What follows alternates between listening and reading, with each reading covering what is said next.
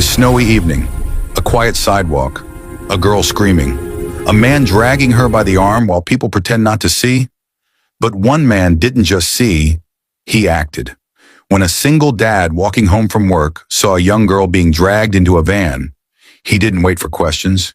He threw the first punch that changed 3 lives forever. What happens next will make you believe in standing up, even when the world stays silent.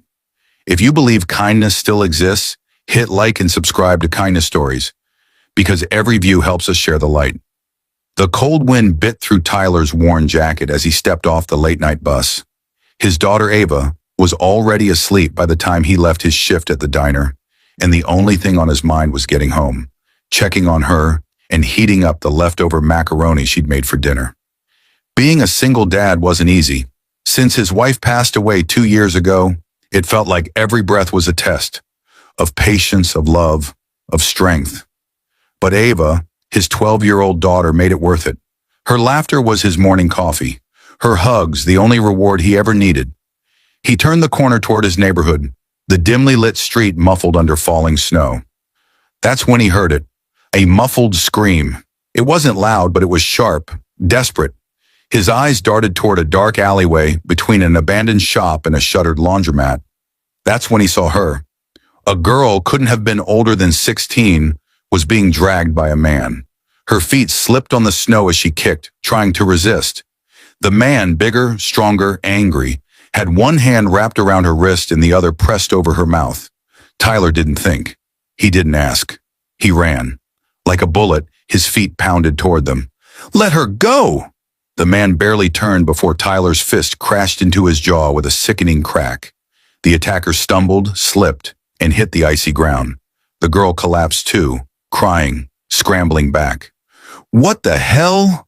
The man groaned, reaching for his coat pocket. But Tyler didn't give him a second chance. He tackled him again, knee pressing into the man's chest. "Who are you? What are you doing to her?"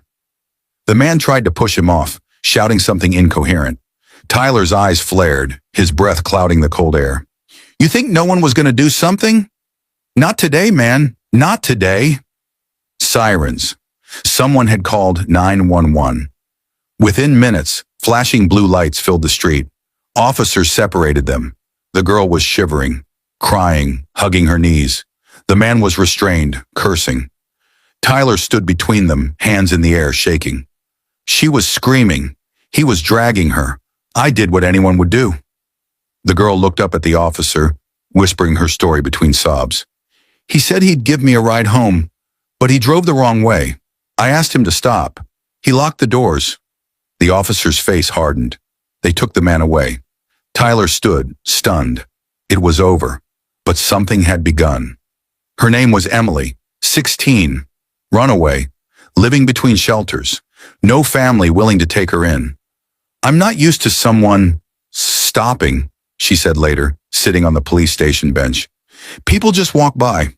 Tyler looked at her, still processing. "Nobody should ever walk by." Before he left, she asked, "Why did you do it?" "I have a daughter," he replied.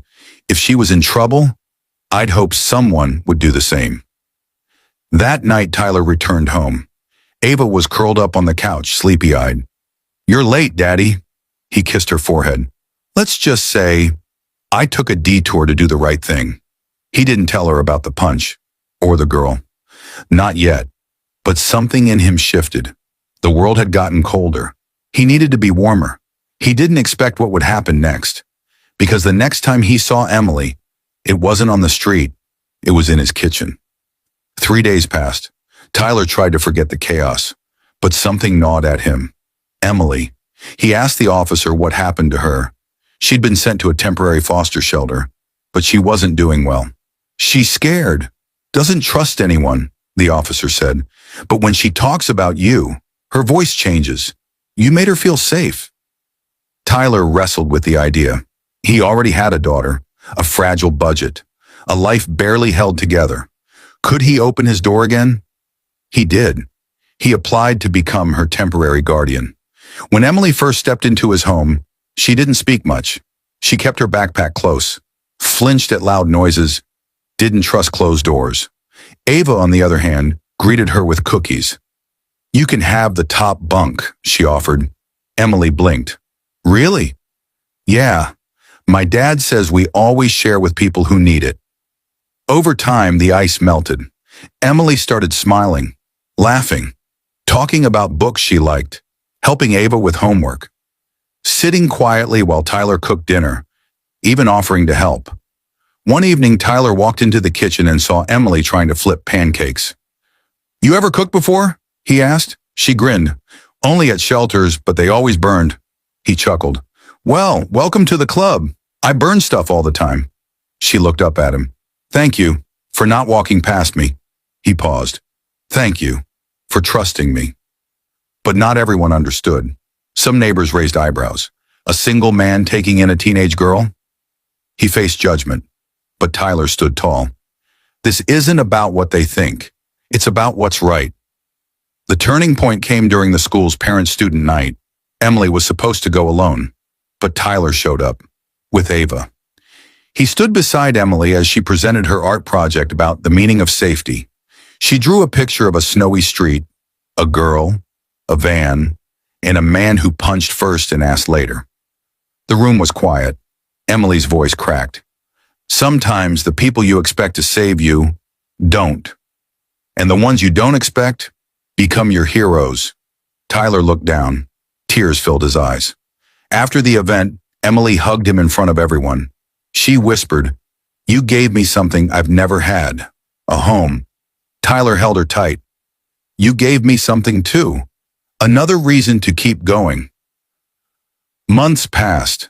Emily officially became part of the family, not just on paper, in hearts. Ava called her sister. Tyler called her daughter. They celebrated birthdays, holidays, laughed over burnt pancakes. Emily even got a part-time job tutoring art at Ava's school. One evening, as they sat around the table, Ava asked, "Hey, Emily, what would have happened if Daddy hadn't punched that man?" Emily went quiet. Then she replied, "I don't know, but I know my life really started after that punch." Tyler smiled. It wasn't just the punch. It was the choice to care. Always care. That night after dinner, as Tyler stood by the kitchen sink washing dishes, he noticed Emily lingering behind him, holding her empty plate quietly. "Dad," she said softly. Tyler paused. He turned slowly. It was the first time she'd called him that, without hesitation, without doubt. He looked at her, eyes wide, a little stunned. Emily's voice trembled. "I never thought I'd be able to say that word and actually mean it. Someone I feel safe with. Someone who didn't leave. Someone who punched the world just to pull me out of it." Tyler wiped his hands and opened his arms. She stepped forward. He hugged her tightly. No words, just warmth. Ava appeared at the doorway, carrying her stuffed bunny. "Family hug?" The three of them wrapped each other in silence. That hug didn't need explanation. It was a testimony that love doesn't need blood. It only needs courage and kindness. If this story touched your heart, even for a second, please like this video and subscribe to Kindness Stories. Because sometimes all it takes is one kind act. To save a life, to build a family, to prove humanity still exists. You can be that reason.